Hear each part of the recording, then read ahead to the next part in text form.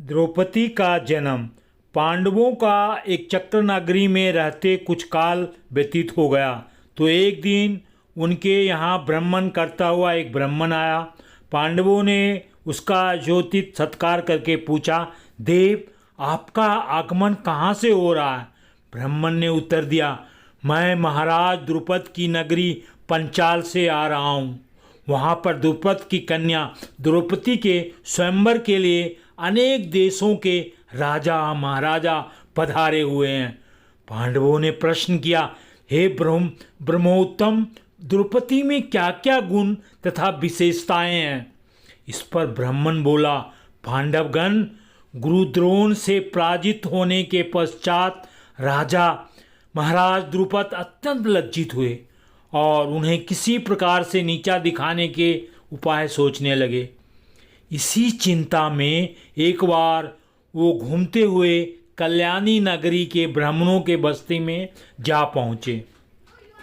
वहाँ उनका भेंट आज और उपवाज नामक महान कर्मकांडी ब्राह्मण भाइयों से हुए। राजा द्रुपद ने उनकी सेवा करके उन्हें प्रसन्न कर लिया और उनसे द्रोणाचार्य के मारने का उपाय पूछा।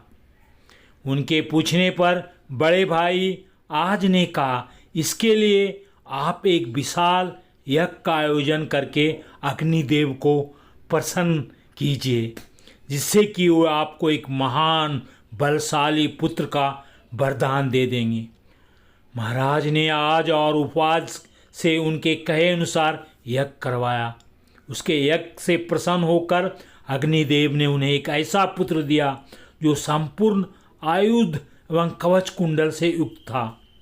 उसके पश्चात उस अग्निकुंड से एक कन्या उत्पन्न हुई जिसके नेत्र खिले हुए कमल के समान दिव्यमान था, भौरें चंद्रमा के समान वक्र थी और उसका वर्ण श्यामल था।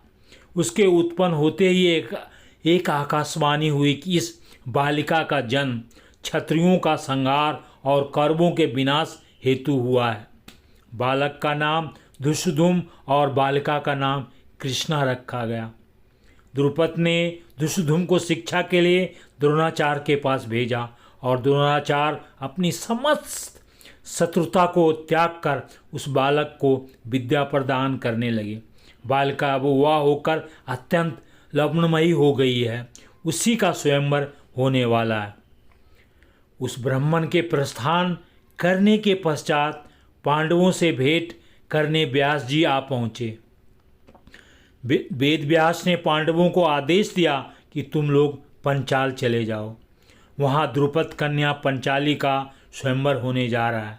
वह कन्या तुम लोगों के सर्वथा योग है, क्योंकि पूर्व जन्म में उसने भगवान शंकर की तपस्या की थी और उसकी तपस्या से प्रसन्न होकर शिव जी ने उन्हें अगले जन्म में 5 उत्तम पति प्राप्त होने का वरदान दिया था। उस देवा स्वरूपा बालिका सब भांति से तुम लोगों के योग ही है। तुम लोग वहाँ जाकर उसे प्राप्त करो। इतना कहकर वेद व्यास वहाँ से चले गए।